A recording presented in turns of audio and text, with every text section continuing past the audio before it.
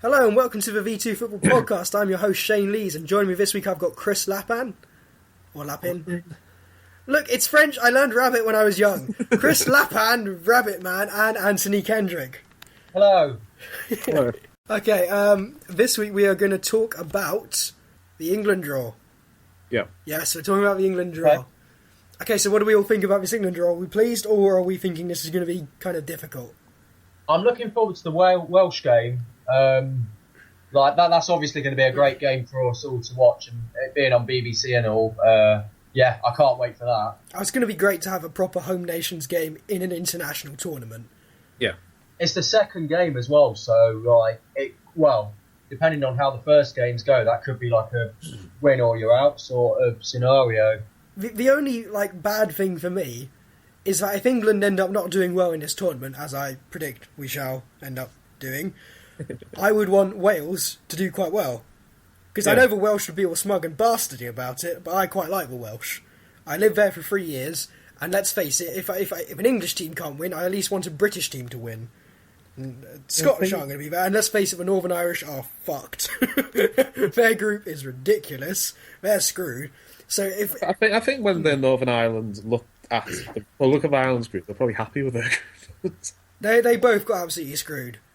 But yeah, no, I'm pleased with the draw. I think Russia is a harder game than people realise. Russia are a bit hit and miss. They can either be brilliant. I was going to say, Russia have just brought in a new manager to replace Capello. It's going to be very difficult. And he is a good manager, I will say. Yeah, but it's difficult to say how Russia for sure, whether they're going to be a decent outfit or whether they're going to be bottom of the group, losing all the games. For me, I think the big thing with Russia is because they're going to have the 2018 World Cup, they're going to want to have a strong showing to sort of set them up for that. I think they will be expecting qualification from the group stage quite easily. They'll be expecting to finish first or second, the Russians. They'll be saying England, yeah, they're the other team who are going to be up there, and they'll be expecting to go past Wales and Slovakia. I think apart from ourselves, I don't think anyone's expecting Wales to do anything. I don't think anyone's really going to be too fussed about them. I think if you asked your typical German fan or you French or you're Russian, I don't think they're thinking, oh yeah, Wales there. The Welsh fans will be expecting to do quite well. They're on a bit of a hype train. They've got good players, to be fair. But I read somewhere that they've sold out their allocation for the England game already. I'm not surprised. Yeah, that's a big game. The only bigger game we could have got in that terms was England v Scotland, I think. But obviously that one wasn't going to happen. But I think I also like it that it's going to be a good opportunity to start a new rivalry. Because England and Wales don't play each other too often. I don't remember the last time we played. They don't. I was trying to remember it today. It was in the qualifiers. I think it was about 2007 or something. Yeah, we don't play each other often, and they are a good team. They're probably the second best British nation, if not on par, possibly. And so I think it'll be a good opportunity to have a new rivalry. Because the Scottish one, it's one we all love, but it's not really a competition. They've been worse than us for a long time. The only thing we get with the Scotland rivalry is that it turns into how much do we win by, or if we don't win, it's an absolute bloody disaster because we absolutely should have won. The Scotland rivalry was a lot better in the 90s. Yeah, it's good if the Scottish team are good, but they're not that good. And Northern Ireland, the problem with Northern Ireland is we kind of like them too much. Everyone likes the Northern Irish apart from the Irish. Now, the Irish is a big one, but everyone kind of holds back with the Irish one because they're worried about terrorism. If we get we win the group and stuff. Because if we win the group, we'll get the third place from A, B, and C, which could be Romania, Poland, Czech Republic, or Turkey. Yeah, if we put runners up, we'll get runners up from Group F, which would either be Iceland or Austria. So it doesn't really matter. But well, it's an I just don't want to finish third because we'll probably get Spain. Yeah, I would say. I do actually genuinely think this isn't just me being pessimistic. Finishing third is a real possibility because those sides, you've got Wales who are going to be so up for this competition. The Russians, I think they really are going to expect a strong competition. They've got a decent side at the moment and they're going to want to set up for 2018. And Slovakia are not half as bad as people think they are. I think assuming if we finish third, we'll go through is a bit of a brave thing to think. Well, I think what is it? It's 4 out of 6. Yeah, 4 out of 6. We have a 2/3 chance, but there is a possibility you can finish third and go out. I don't know. It is going to be a competitive group. It's not a. I've seen a few people saying, this is a group England should walk. I don't buy that at all. Well, it is a good group. It is a good draw. I wouldn't have liked Wales, but apart from that, it is generally quite a good draw. Yeah, we are the favourites in that group, but it's by such a slim margin, and when you get to international competitions, anything can happen. Who the hell predicted in the World Cup Costa Rica would do as well as they did? Anything can happen. Slovakia could turn up and have one of the best tournaments they've ever had. I mean, what was it, Denmark quite a few years ago? And Greece in... 92, Denmark. Yeah, Greece did it as came well. in as a late replacement. People don't anticipate that the smaller nations can go on to do big things. And Russia, as I said, they're going to be wanting to do a big thing. Wales are going to be wanting to go on and do well. They're going to be right up for that tournament. It is a very big possibility that whilst we are the favourites in the group in terms of reputation, in terms of turning up to the tournaments, I think we're going to have the most negative attitude. We'll be turning up and thinking we've got the most to lose. We'll turn up to Wales game saying we don't want to lose this rather than really want to win it. I think that's what the team will turn up doing. The Russian game, I think we'll underestimate. We won't realise quite how much they'll be up for and quite how good that team is.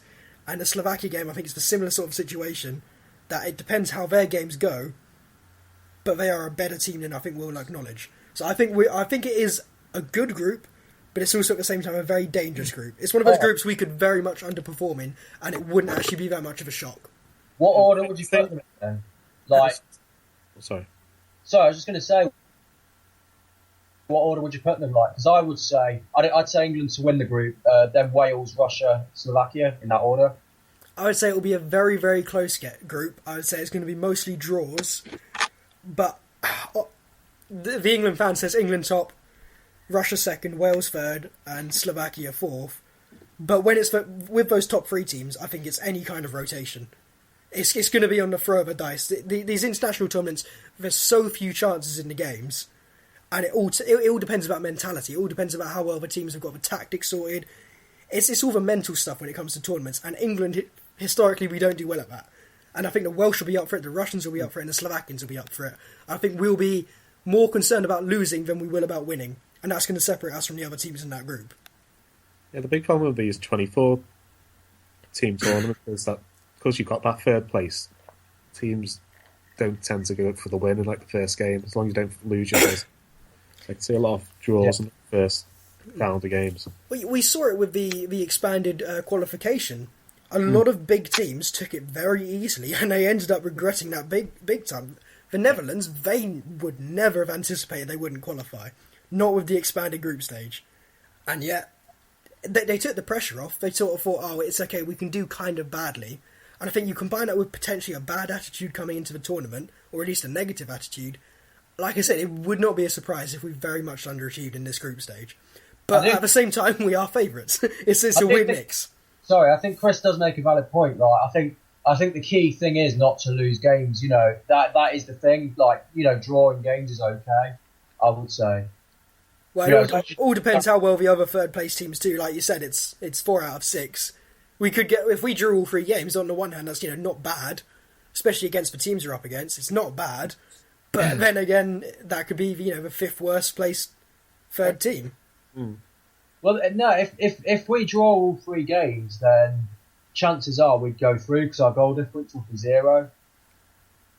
Well, when you think other teams on 3 points, if they win 1 and lose 2, chances are they'll have a negative goal difference. It's a dangerous game to be playing, but... Yeah, I think all of this proves this is a harder group than a lot of people have acknowledged. But it is a good group compared to what we could have got. It's a real mixed bag. Yeah, it's a lot better than we could have got. There's a lot of groups of death out there. Northern Ireland, Germany, Poland and the Ukraine. Yeah, that they've got no chance, I would say. Germany, who are, I'd say, joint favourites. Poland, who have the best striker in the world, and Ukraine, who have 2 of the best wingers in the world. And yeah, the Ukraine are actually got a very, very good side. I mean, they've got. Who's the other best winger? Netdinov. Yevhen Konoplyanka and Andrei Yarmolenko. They've also got Denis Garmash, Eugene Kakaridi, Rakitsky. I think they've got there's left back who's quite good. It's Pyatov in goal. Ukraine, people forget how much of a good side they have, but I think they're almost in a similar way, similar to England. They sometimes just don't turn up in the right mentality. But I think Northern Ireland, I really wanted them to do well. I'm so glad when they qualified, but that is a group of death. 0 points. Get sneaky win and getting I a third place. can still get the third place. I've said I prefer to be in Northern Ireland's group than I would be in the Republic of Ireland's group. What's that? Italy, Belgium, and Sweden. Yeah, that's a pretty horrible group as well. I think that group is probably worse simply because you've got, like with Poland and the Ukraine, there's the good chance that the other players, apart from their big players, are not going to turn up. Or, they're going to underperform, or the big players will underperform. But with Italy, Belgium and Sweden, the thing is they're good all-round teams. I can see Ireland beating Sweden to the third place. Italy and Belgium are surely the favourites to qualify from Group E, Ireland's group, but Sweden may finish bottom. It's Sweden, sort of. I think they're about Ireland's level, so I think that'll be a straight fight between the two of them. John Walters v Zlatan Ibrahimovic, who will come out on top? Well, it's the opening game in that group, so that will be the key game. It's a big. Personally, I know a lot of English fans don't like the Irish, and I can completely understand why. I do like the Irish, and I hope they actually do quite well. I hope all of the British teams do quite well. I know, like I said, I know a lot of people don't like the Irish, but for me, it's sort of like their if Great Britain's a family, Ireland are the uncle who got away, or they're like the odd cousin. We're still family, we just hate each other. Hello, this is Bianca Westwood from Gillette Soccer Saturday on Sky Sports, and you are listening to the V2 Football Podcast.